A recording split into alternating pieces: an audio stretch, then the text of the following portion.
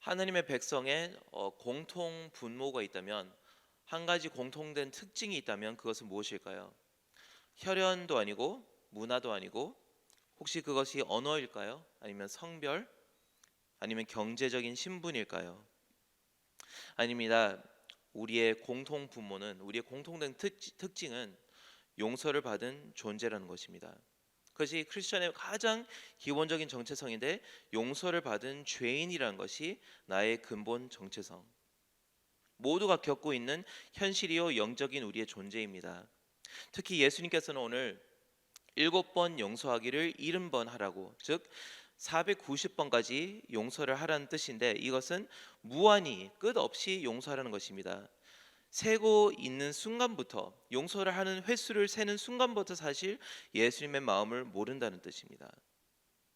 그리고 용서가 우리의 정체성과 밀접한 관련이 있는 만큼, 내가 용서를 받은 존재인 만큼, 용서를 할수록, 491번째 용서를 할수록 깨달아지는 것, 중요한 영적인 현실들이 있는데, 나의 정체성, 하나님의 정체성에 관한 굉장히 중요한 것들을 깨닫게 됩니다.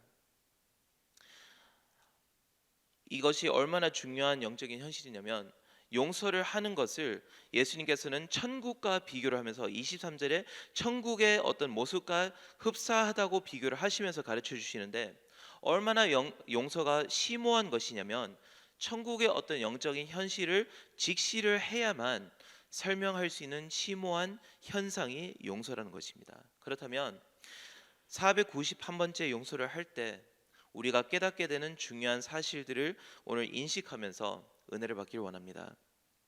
첫 번째로, 491번째 용서 때 깨닫게 되는 첫 번째, 하나님의 인자하심의 정도입니다. 하나님의 인자하심의 정도. 24절부터 27절을 보면, 첫 번째로 하나님이 얼마나 나에 대해서 인자하게 여기시고 참으셨는지를 알게 됩니다. 오늘 비유에서 종이 왕에게 빚진 10,000달란트는 많이 들어보셨겠지만 갚을 수 없는 천문학적인 액수입니다. 3.48 billion dollars. 20만 년 일을 해야, 그 당시 삭스로 20만 년을 일을 해야 갚을 수 있었던 값입니다. 그 값을 그대로 왕이 받아냈더라면 온 가족이 종살이를 하면서 몸으로 몇 세대에 걸쳐서 갚는다고 하더라도 갚을 수 없는 엄청난 금액입니다. 하지만 왕은 이것을 불쌍히 여김으로써 탕감해 줍니다.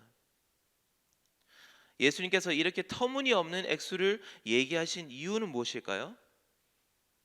구원의 은혜가 더 터무니가 없기 때문에 굳이 비유를 하자면 이런 엄청난 액수를 말하고 계십니다. 인자하심이 얼마나 크신지를 알게 해주려고 하시는 것입니다. 우리의 구원과 우리의 죄사함이 그리스도 안에서 단번에 일어났고, 십자가 그 형벌과 죄의 심판을 그저 예수를 믿음으로써 해결받았습니다. 우리가 받아서야 할 형벌의 무게를 전혀 모릅니다. 그리고 하나님께서 얼마나 인자하신지, 오래 참으시는지, 얼마나 인내하셨는지를 예수 그리스도의 단번에 용서하심으로 우리는 모르면서 살아갈 수밖에 없는 존재인 것입니다. 용서를 받은 존재이지만 그 용서가 얼마나 귀한지를 깨달아가는 것이 평생의 어쩌면 사명인 것입니다. 그런데 하나님의 인자하심의 정도를 그나마 알 수 있는 방법을 하나님께서 인자하심으로 우리에게 주셨는데, 그 방법이 무엇이냐? 내 옆에 용서할 수 없는 형제와 자매를 내 옆에 두심으로 조금씩 하나님의 마음을 깨달아 가려고 옆에 두신 것입니다. 491번 용서를 해보라는 것입니다. 그때 하나님의 성품, 인자하심을 이제 몸으로 각인을 하면서 하나님이 나를 이토록 참으셨구나 느끼는 것입니다. 옆에 사람을 용서를 할 때 그분의 수많은 죄, 무지함, 육신의 정욕들, 오해, 미움, 인격에 깎이지 않고 다듬어지지 않은 뾰족한 부분들을 계속 찔림으로써 정말 고슴도치를 껴안는 것처럼 아픈 것이 용서인데, 그것을 겪으면서 저희들이 느끼는 것은 무엇이냐? 나를 단번에 용서해 주신 그 은혜의 정도를 조금이라도 느끼게 되는 것입니다. 제가 사역을 하면서 최근에 이런 기도를 드렸었는데, 주님, 사역하는 게 너무나 힘듭니다. 너무나 힘들어서 큰 거를 주님 안 바랍니다. 주님께서 저를 얼마나 사랑하신지의 말 한 번만 해주세요.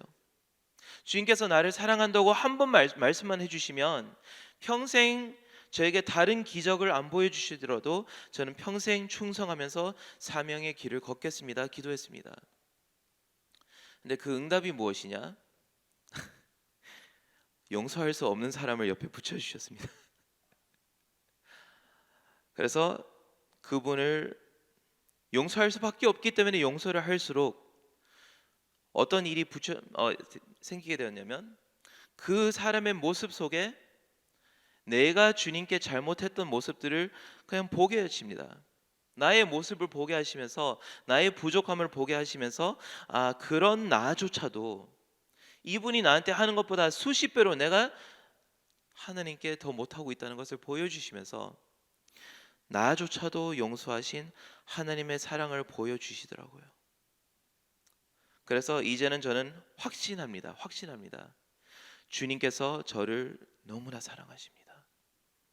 다 같이 따라해 볼까요? 주님께서 저를 너무나 사랑하십니다. 이걸 언제 배우게 되죠? 491번째 때. 그만큼 용서를 할 때 하나님의 사랑의 인자하심의 정도를 이해하게 될 줄 믿습니다. 두 번째로 491번째 때 깨닫게 되는 것들, 28절에서 30절을 보면 나의 죄의 심각성의 정도, 인자하심의 정도도 깨닫지만 나의 죄의 심각성의 정도 깨닫게 됩니다. 이제 막상 491번을 용서하려고 하다 보면 내가 정말 깨닫게 되는 것은 나는 한 번도 용서하지 못하는 죄인이라는 것을 깨달아집니다. 오늘 빚을 탕감받은 종은 곧바로 자기 동료에게 가서 100데나리온 3.8448 billion 달러에 비교해서 100데나리온은 요즘 값으로 95달러 빚진 자의 목을 잡고 돈을 다 갚으러 가고 옥에 넣어버립니다. 이것이 나의 모습이라는 것을 깨달아야 하는데 구체적으로 깨달아야 합니다. 크게 용서받은 자는 크게 사랑한다고 주님께서 말씀하셨고 그의 인용에서 적게 용서받은 자는 적게 사랑하는데 사랑이 없고 용서가 없는 사람은 용서를 받은 줄도 모른다는 것입니다. 우리가 때로는 큰 잘못을 당할 때가 있습니다. 누군가가 자기도 모르게 나를 구설수에 올려가지고 내가 속으로 앓고 기도하고 분노를 극복하고 난 뒤에 겨우 일어나서 그 사람을 용서하겠다고 마음먹고 찾아갔다가 가장 어려운 순간이 언제죠? 그 사람이 무엇을 했는지 그저 무지한 채 모르는 채 잘 먹고 잘 살고 있을 때 가장 힘들지 않습니까? 나는 극복을 했는데 저 사람은 모르고 있다는 것입니다. 이 종의 잘못은 두 가지인데 첫째도 둘째도 무지의 죄입니다. 모른다는 것입니다. 첫 번째로 자기에게 일어난 기적과 같은 큰 은혜를 모르는 무지가 있었습니다. 그리고 두 번째로는 왕의 성품에 대한 무지였습니다. 왕을 모시는 신하라면, 왕을 모시는 종이라면, 주인을 모시는 충신이라면 왕의 성품을 있는 그대로 반영을 하면서 다른 이들을 대할 정도로 눈치가 있어야 되는데 95달러를 빚진 종을 잔인하리라 만큼 대하면서 왕의 성품을 모르고 있습니다. 방금 자기를 용서하신 왕의 성품, 왕의 은혜에 반비례해서 종은 잔인합니다. 우리는 하나님의 은혜를 망각하고 늘 잘 먹고 잘 살려고만 할 때가 있습니다. 내게 피해를 끼친 사람에게는 값을 톡톡히 치러내도록 하고 있습니다. 받아내고 있습니다. 이처럼 하나님의 성품과 은혜를 모를 때 우리는 참 잔인한 존재가 됩니다. 우리가 잔인한 법이라고 생각한다면 눈에는 눈, 이에는 이, 함무라비 법전에서 발견할 수 있고 구약에도 발견할 수 있는 눈에는 눈, 이에는 이 동등한 가치를 추구하는 야만적인 법을 생각할 수 있습니다. 그런데 하나님께서 구약에 그런 법을 왜 주셨을까요?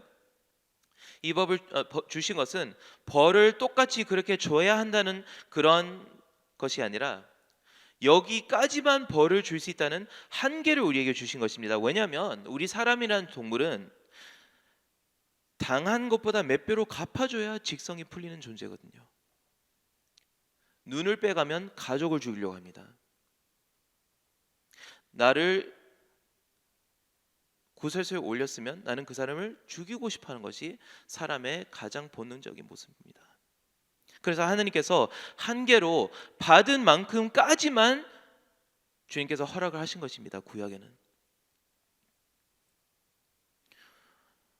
나랑 상관도 없는 사람이 온라인에서 잘못하는 모습을 볼 때 나랑 상관이 없지만 모여서 그 사람을 생매장해야만 만족하는 악한 세대 속에 우리가 살고 있고, 그것을 교회에 유입할 때가 있습니다. 교회에서도 얼마나 용서가 없는지 모릅니다. 나의 도덕적인, 윤리적인, 영적인 기준에 도달하지 못한 사람을 우리가 얼마나 홀대하고 내려다보는지 모릅니다. 바리새인이 아니라고 그토록 외치지만 얼마나 그 사람들을 업신여기는지 잔잔한 대화 속에서 다 볼 수 있습니다. 얼마나 용서가 없는 우리의 모습이 얼마나 많은지 모릅니다. 그 사람이 나의 기준에 도달하지 못했을 때 10년 전에 잘못을 들추어내는 한이 있더라도 그 사람을 처단해야 되겠다는 어떤 울분과 정의의 의식이 우리에게 있습니다.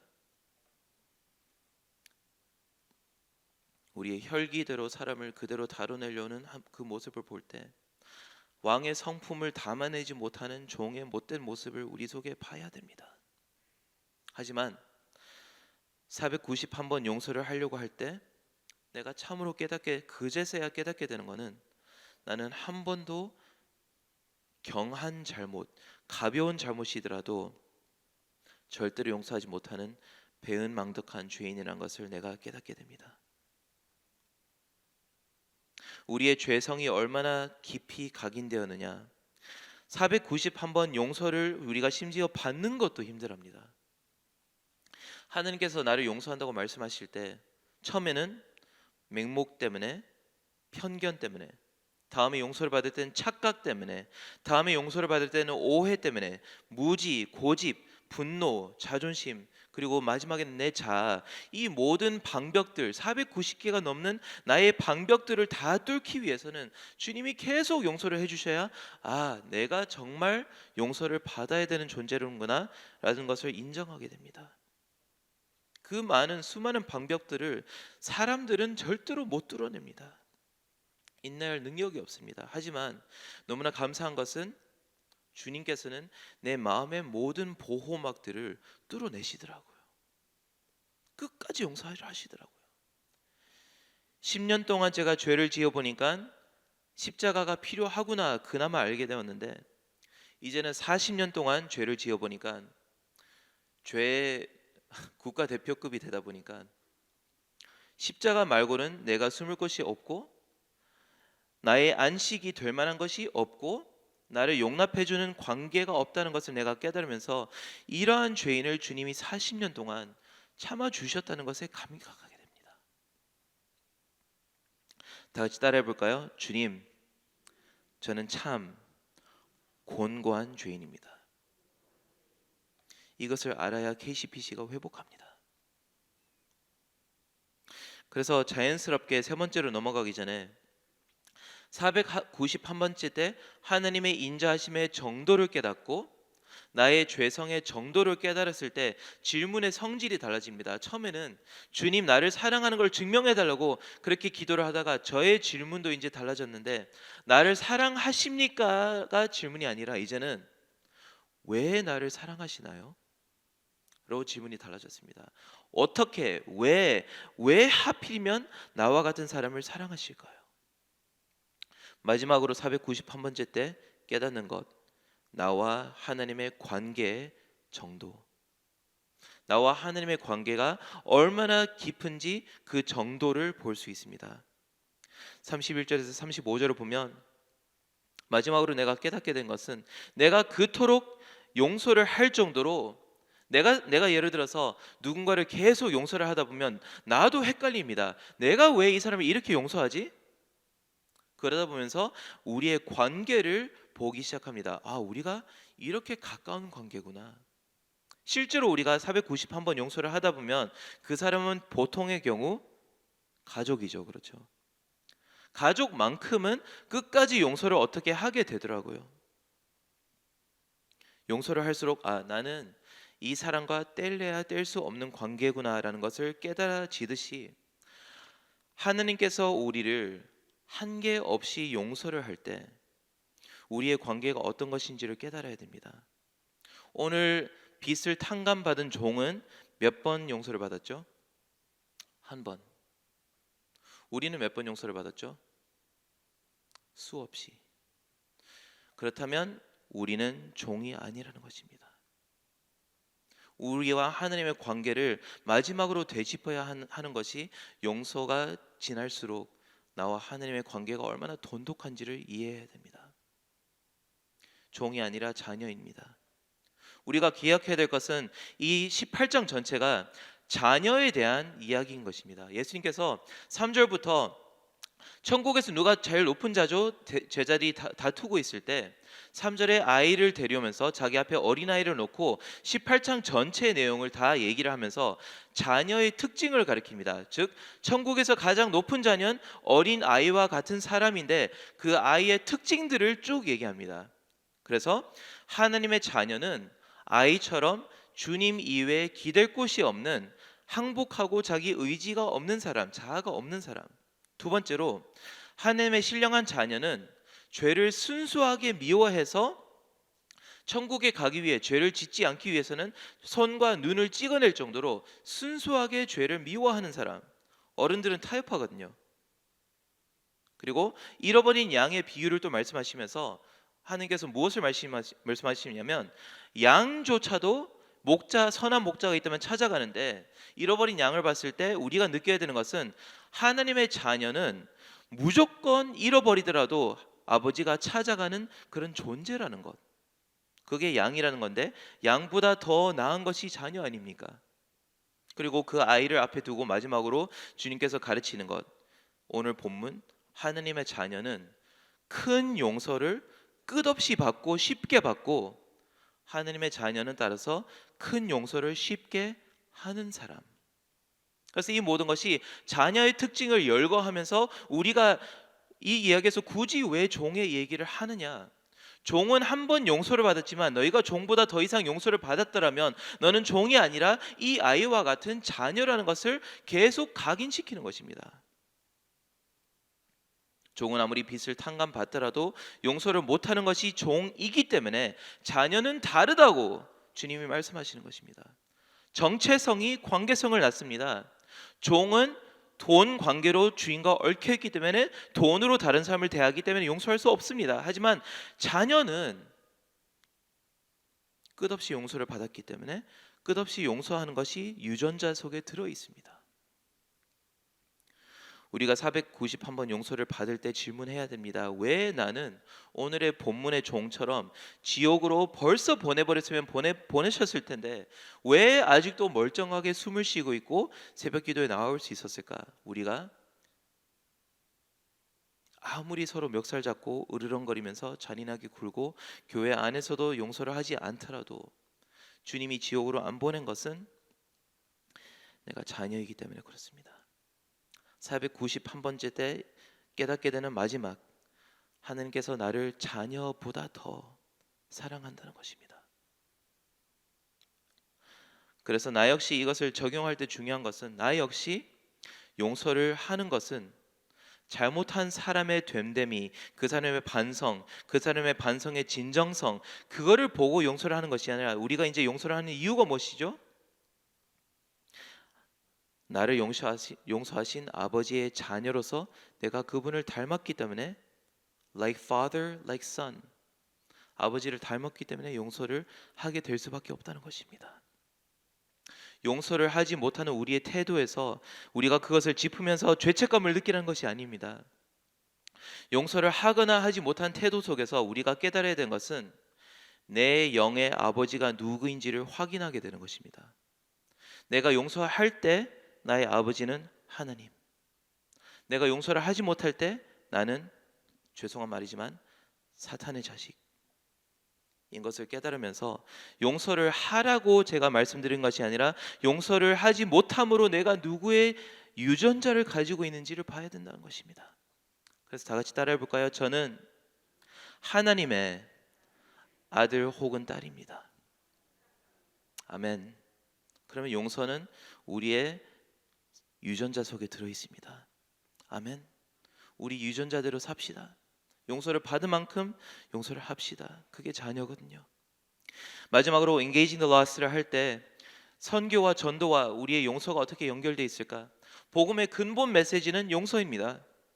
하나님의 은혜가 이렇게 크고 나의 죄가 이렇게 큰데 우리의 관계를 예수의 피로 메꾸어 주신 그 용서가 우리의 근본 화폐고 근본 커런시, 우리의 근본 신뢰입니다.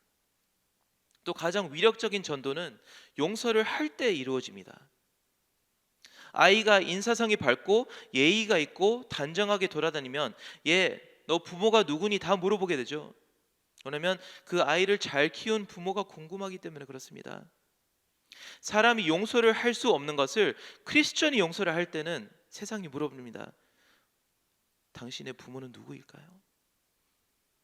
그때 우리가 할 수 있는 말, 우리가 전도를 할 때 하는 말, 나의 아버지는 이런 나를 용서하신 참 좋으신 분이세요.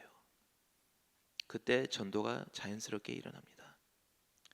사랑하는 여러분, 우리가 가장 하나님과 닮은 순간이 있다면 그것은 우리가 용서를 할 때입니다.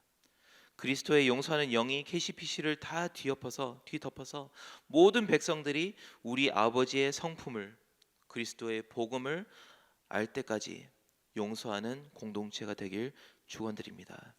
아멘.